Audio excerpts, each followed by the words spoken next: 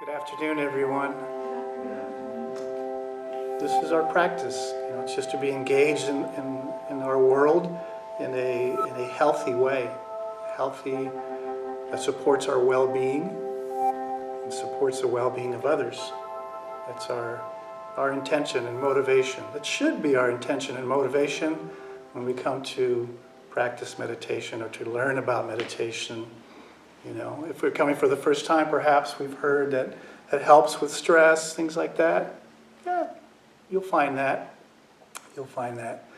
But that's just the surface. There's so much benefit from the practice of meditation. And the more we do it and learn about it, you'll see that it's not just 30 minutes on the cushion. This is just like the training, the formal practice. But what's important is, what do we do off the cushion now? Now, how do we go into our world?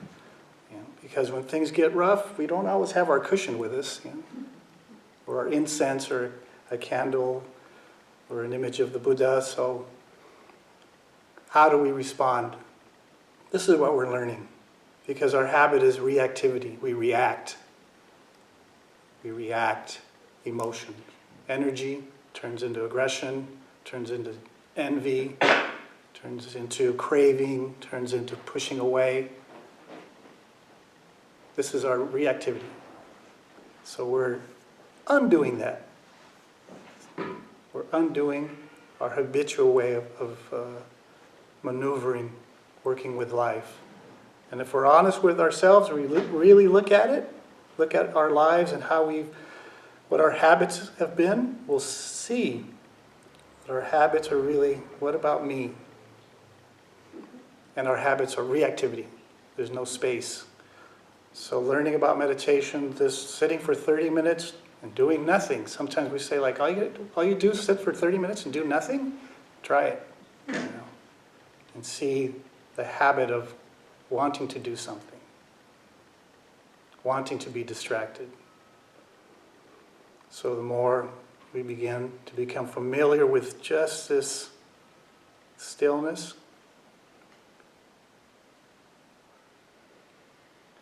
we begin to recognize there's so much space that we don't have to react. We can take it in, be open, assess the situation, and respond with what's necessary for the well-being of others and for our state of well-being, our state of mind. Just be honest with ourselves and look at how we've been going through life. How is that reactivity, aggression, desire, craving, how's that working for us? So a big thanks to all of you who are here today to practice. Thank you. You support my practice. You support Franz's practice, all of the teachers here who give their time just to show you what's been given to us. What I've been teaching the last year, maybe a little over a year, right? Are these teachings from my tradition. I was trained in Tibetan Buddhism. And what's very popular in Tibetan Buddhism throughout the years, centuries, has been these teachings called mind training. In Tibetan is Lojong, mind training. And there's these compilation of teachings. They're called the 7 points of mind training. And they're 59 slogans or maxims, little pithy verses that are meant to remind us of a practice, of what our intention is, what our motivation is. And really, they're meant for us, they're meant to undo the habit of self-clinging, self-cherishing. If we're familiar with the Buddha's Four Noble Truths, his first teachings, his first turning of the wheel, the Four Noble Truths, the first truth is that there is suffering. Buddha said, there is suffering. There is dissatisfaction. And then the second truth is, there is ignorance. There's ignorance. And then the third, there's a way out. It's not permanent. There's a way out. And the fourth noble truth is the eightfold noble path. The path of out of confusion. So there's truth, there's suffering, and there's a cause. And that cause is ignorance. Buddha said there is a cause of that suffering. And that's ignorance. Ignorance, believing in the self. Self-clinging, self-cherishing, me first. What about me? What's in it for me? What do I get out of it? Forget them, me. And separation. That already creates separation. Self and other. Subject and object. Even when we're doing good things, it's in ignorance. If we believe I'm giving Ray something, subject, object, action, and the self-clinging, I'm giving Ray this. Why is that a problem? If Ray doesn't like it, what happens? I'm upset. He didn't like what I gave him. But free of that duality, that subject and object, that self, give, I don't like it. Oh well, I'll get you something else next time. It can be that spaciousness. Because there's no reference here that I did this. So these teachings are meant to undo that self-cherishing, self-clinging. And the way that they present it is to think of others. To think of others. The benefit of others. There's a famous quote by this Indian master, Shantideva, in this text that he wrote called The Way of the Bodhisattva. A bodhisattva is an awakened being. Bodhi, awake. A sattva is a being. But it has a sense of a warrior, an awakened warrior, awakened being. And in this text he wrote, all suffering in the world comes from wanting happiness for oneself, from wanting happiness for this one. All the suffering in the world comes from wanting happiness here, me first. All pleasure that is in the world, that's experienced in the world, comes from wanting happiness for others. First time I heard that, it was just like turned my mind. It's like, what? And kind of like, what do you mean it's my fault that they're suffering? Right away. Self-protection. I didn't do anything. It's not my fault. Ray's not happy. But that's very profound, The suffering that's caused by us, me first. Even though we think we're happy, but we've upset somebody or we cheated somebody, but we're happiness, But that happiness is tainted. It's not genuine happiness. It's based on causing suffering. Based on me first.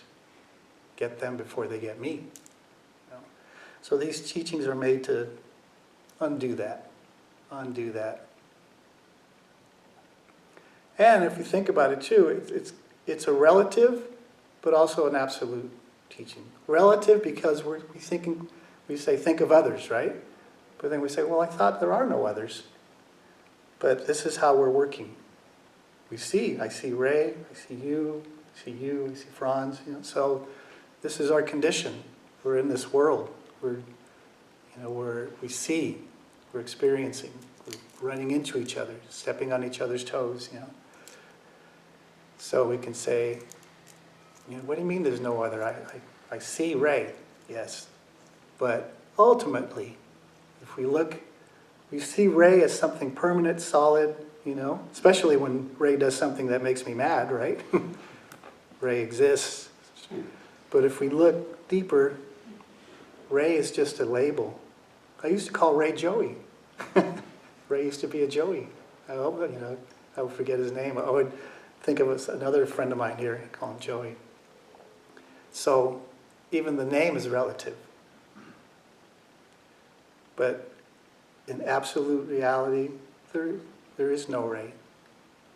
Permanent, unchanging, fixed rate. But we believe that with anything, and this is why we suffer. Because of ignorance. We ignore reality as it is. We're making up our own reality. This exists. So this, I don't like it, I like it, I want it, I don't want it. It's all based in self. So these teachings were to undo that. To undo that little by little by little.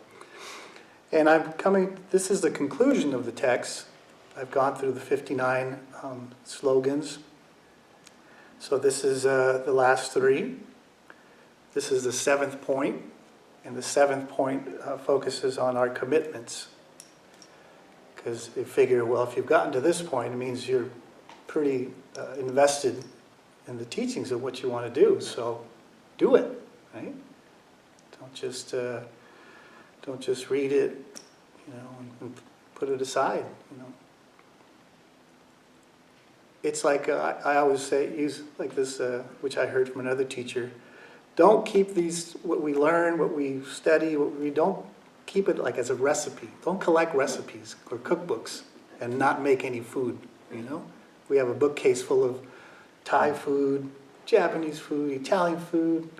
Have you cooked anything? No, not yet, but I plan to sometime, I just go out and eat, So we have to prepare the meal. Prepare the meal and eat it.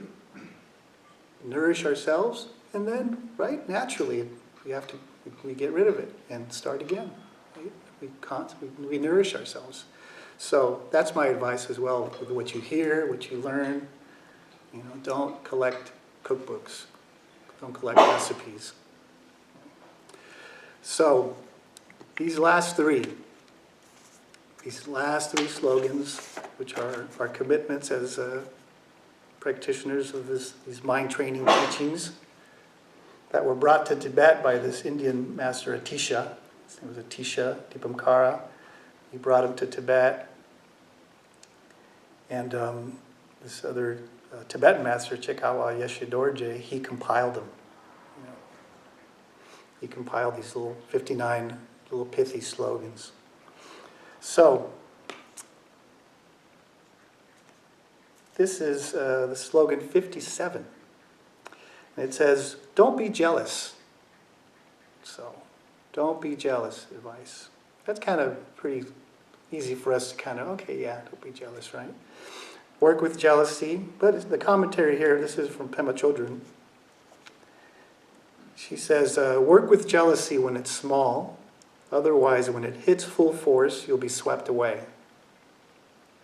And that's good advice for any energy that we're working with, or a negative emotion, Jealousy, greed, pride, anger, dullness, Work with it when it's small. This is what we do when we're sitting, right? And we're looking at thoughts. Perhaps we're looking at a thought of the past. Somebody yelled at me this morning, and this energy comes up. And now, in meditation practice, that experience is here again. It disturbs our mind. But it's not happening. It's just an imagination. But look at how it affects the body, how it affects the mind, right? We get caught up. And we hold on to grudges for years. That event is past. But we're like holding on to a hot rock. My hand is burning. Why? I have this hot rock in it. Put it down. It's as simple as that. But because of self, they did this to me. So in practice, when that comes up, we work with that. How do we work with it? Let it be. Just notice it, look at it. Notice if the energy comes and we're grabbing onto it and the story starting again, and breathe in, breathe out.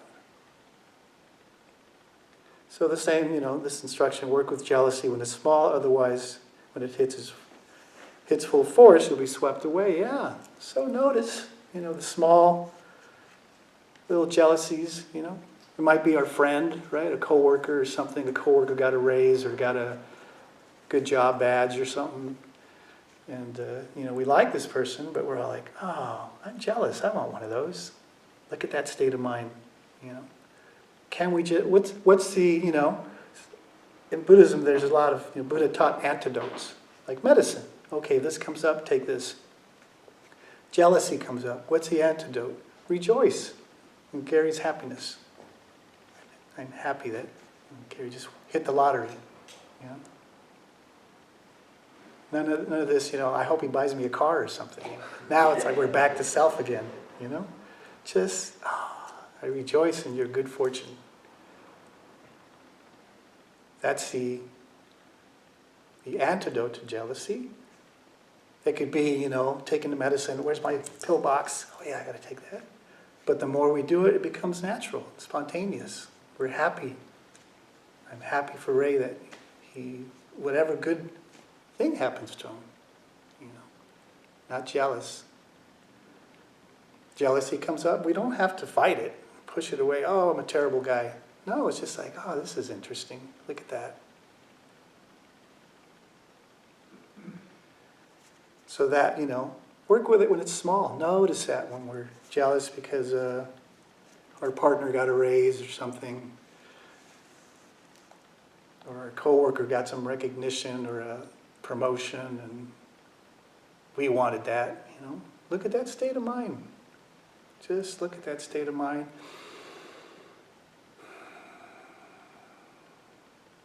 Say, let go. How do I let go? Breathe in and let go of that breath. Right? We don't walk around like this.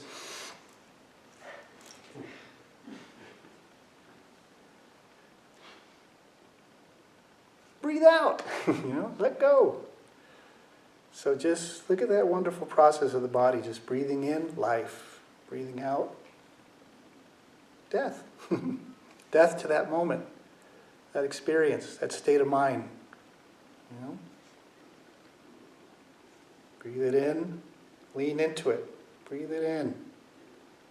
Our habit, our reactivity is to push it away. I don't want this. Breathe it in. Exhale. Send it out. And you could even expand that practice and imagine all the beings that are struggling with jealousy, aggression, So when jealousy comes to your mind, it's like, oh, yeah, this doesn't help. And I imagine so many beings are experiencing this jealousy. In this state of mind that I just recognize as jealousy, may I take in all the jealousy of all the beings who are suffering and struggling with this. I take it from them in this energy. And let it go, and I release it, and release it. So we call that skillful means. It's a skillful way to work with our mind.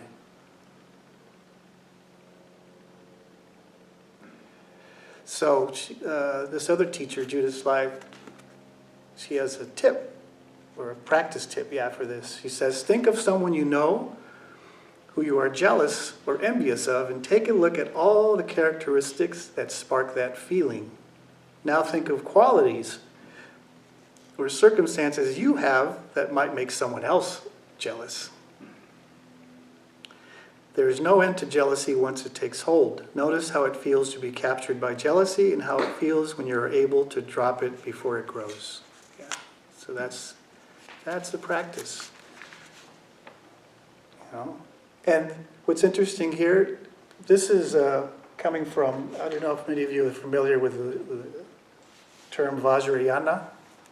Vajrayana is a vehicle, in Buddhism, they have like the foundational teachings of the Buddha, the Pali, and then they have the Mahayana, and then they have the Vajrayana. Vajra is like, it's indestructible. It's like a scepter. It's like a lightning bolt. It's indestructible. So the indestructible vehicle, or the diamond-like vehicle.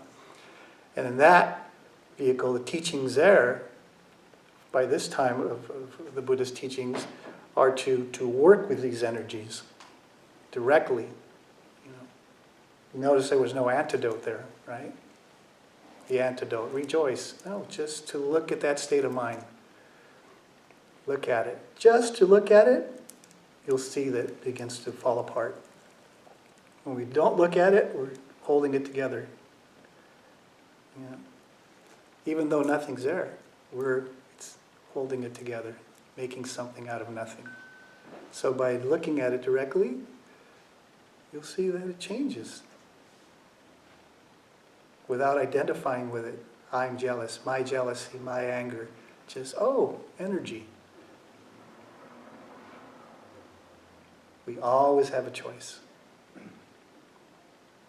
Really, if you look at it, there's no such thing as Ray made me mad. You made me angry. If that was true, if Ray's characteristics was to make me angry, to anger people, then everybody in this room would be angry, right? But we know situations, we know people, friends, I can't stand that guy. He's okay, doesn't bother me. So that tells you, that it's not solid, an unchanging, fixed situation. It's how we relate to it. Confused, ignorant, ignoring the reality that there's not permanently anger here. It's the mind, the energy that we've become entangled in, based on self. If there's no identifying with itself, it's just an energy. Doesn't mean we're not going to get angry or jealous. We will. It just happens. It's the energies. It's like the wind. It's the weather, right? Sometimes it's clear. We might go out right now and all of a sudden there's clouds there and it's raining. It's like, hey, when I got here it was sunny. What happened? Conditions changed. So the same thing with our mind. We're conditioned. So we'll be affected, but how strongly we'll be affected depends on us. They say pain is pain, but suffering is optional. But pain is pain. We're going to experience anger, but just how much do we invest in it, hold on to it? Or can we just let it go through us? It's an energy, not identify, and be at ease, knowing that this is temporary also. So then, the next slogan is don't be frivolous. Our commitments as training with our mind, working with our mind. Don't be frivolous. And the pithy commentary here is, don't waste your precious time. You never know how long you have. Don't waste your precious time. You never know how long you have. So don't be frivolous. Frivolous, that's our word. It's up to us. I'm not going to ask Gary, am I frivolous? It's up to me. He might say, yeah, you are. But it's really up to us. We are the primary witness. We know. So, don't be frivolous, meaning here, you've got to the seventh point, to the, almost to the end of the slogans here. You're going to waste your time, with frivolous things? Or are you going to cultivate, an enlightened mind, an awakened mind? Don't waste your time. Like Luna, you were saying earlier, this is your first time here, right? But it took you some time. You knew about it, but it took you some... I've always been here. You've always been here, yeah. Even though I wasn't. Yeah. But see, this place might not always be here. That's why I'm going to come. Yeah. Believe me, yeah. Take advantage of this opportunity. Absolutely. I have another Sangha that I'm a member of, I'm a part of, where I was trained. And we had a group center in Pasadena for 20 years. But fortunately, it began to we're still kind of in touch, but, kind of like they left the nest. They left the nest. And that happens sometimes, My teacher, she moved, she lives down south now, so we try to keep it going. But But yeah, So, don't be frivolous. Don't take advantage. It's here. Who knows what could happen? Things change. So many people don't have a Dharma center nearby. Don't have things like this. Be connected to it. You're interested. You're curious. Don't be frivolous. I'll go next week. You come next week. What happened? Long Beach meditation is gone. Close the doors. You'll go like, oh man. So don't be, and not just that, our lives. We think we're here forever. We think we'll be here tomorrow morning. Who knows what's going to happen as soon as we walk out of here. I have an hour drive home. Who knows what could happen to me on the freeway? Might be my last teaching. So don't be frivolous.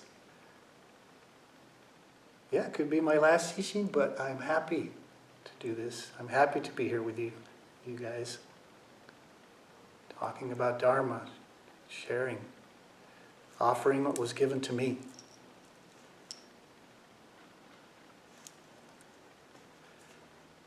And then,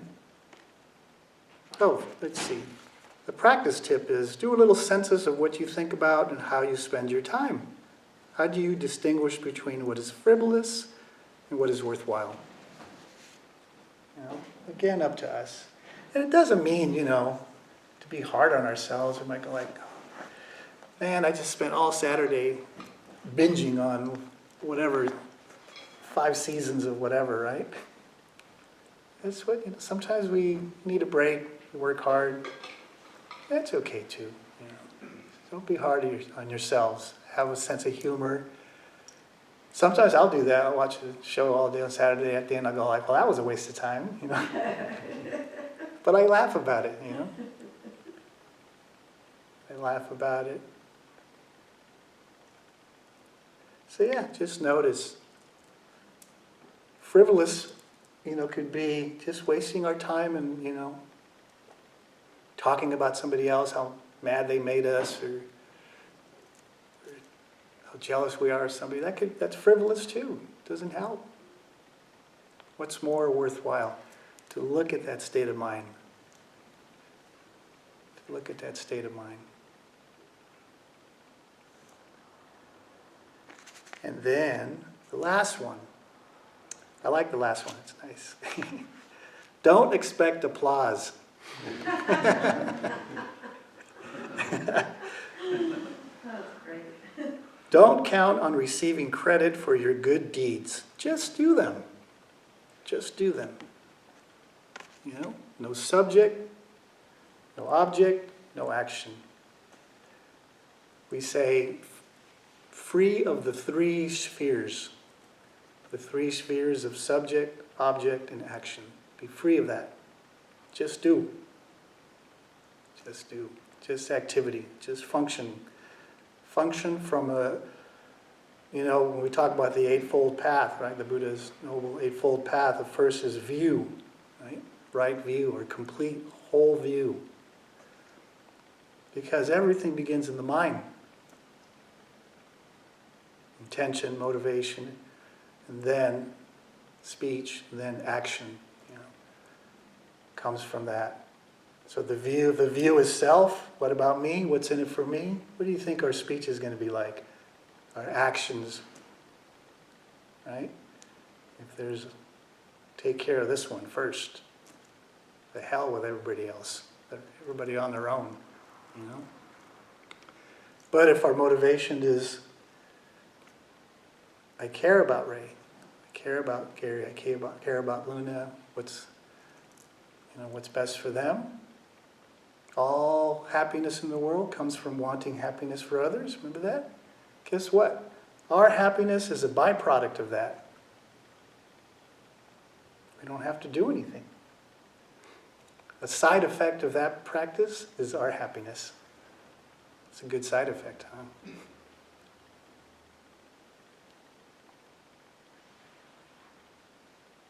So don't expect applause. Yeah, because we do, right? We do things and we kind of want some recognition and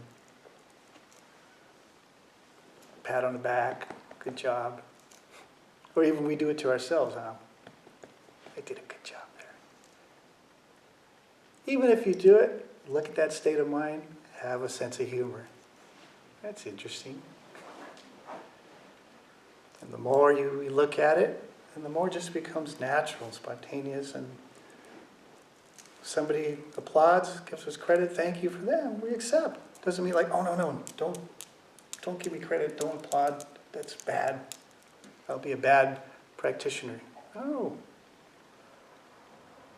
It's don't expect applause. It's not don't get applause. Right? When I hear people come up to me and they say whatever I said helped them with something, I'm so happy. I'm so happy. But there's no, it's like, I did it again. There I go again, being a great guy. It's just happy. I'm sure Franz has experienced that too. People come to me and tell me how much Franz helps them. That makes me happy. I know he's a good teacher. He's a good spiritual friend. You get jealous. Huh? You get jealous. I'm just kidding. I'm jealous. Yes. So the tip here is when you notice you're expecting applause, explore what lies behind that expectation. Notice the subtle shift between when you have done something and when you begin to look around you for recognition. Just it's our work, just to look at our mind, look how we're functioning. Am I going like this? Is Ray looking?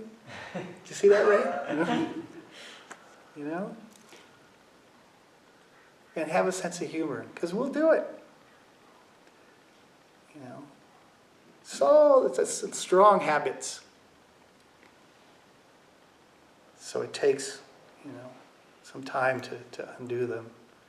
But it doesn't help to be hard on ourselves. I did it again. It's like, God, that doesn't help. Have a sense of humor. Oh, look at that. Interesting. And exhale.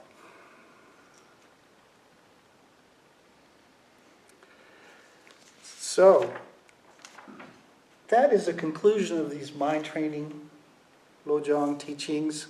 Thank you so much for those of you that have heard me ramble about this throughout the year. I appreciate your curiosity, your attentiveness. I've seen some of you take notes and show me, and it's like, oh, I'm such a good guy. No, I'm happy that you have interest, and you're not frivolous. You're taking down the recipe. You're preparing the meal and eating it. And there's a message here from Pema Chodron. He's got a couple of commentaries on these Lojong teachings, and I have actually some sheets out here if you're interested in some book recommendations on these teachings. She says the basic message of the Lojong teachings, mind training teachings, is that if it's painful, you can learn to hold your seat and move closer to that pain. Reverse the usual pattern, which is to split, to escape. Go against the grain and hold your seat. Mind training introduces a different attitude toward unwanted stuff. If it's painful, you become willing not just to endure it, but also to let it awaken your heart and soften you. You learn to embrace it. We learn to embrace it. And, when she says endure, it doesn't mean if it's something, if we're in a situation that's very harmful to us, it doesn't mean like, well, my training said I should endure this, so I got to stay here. even though Ray treats me like shit, you know. Doesn't mean that. Because if we care about Ray, then we know that's not good for him. So we take ourselves out of that situation. Or we say something, or this person doesn't listen, we can step away from that situation. Step away with wishing them well, may they be happy, not stepping away like, screw them. That doesn't help either. So it doesn't mean to endure in the sense we're in an unhealthy situation. This is where it's up to us. Use our mind. Use our discriminating wisdom. So thank you again for enduring me. If you have any questions of what I just went through, talked about, or anything you'd like to share, we have some time here. So please, or the folks on Zoom as well, if you'd like to share anything or have any comments. You're getting a lot of applause on Zoom. What's that? You're getting a lot of applause on Zoom. Uh-oh. I can't see it, so it's okay. Hi, I'm Robert Lurie with Long Beach Meditation. Your gracious generosity makes this programming possible. If you found this video to be of value, please consider making a donation here. And if you'd like to watch more videos like this one, click here. And if you want to stay up to date with Long Beach Meditation, click here to subscribe. Thank you.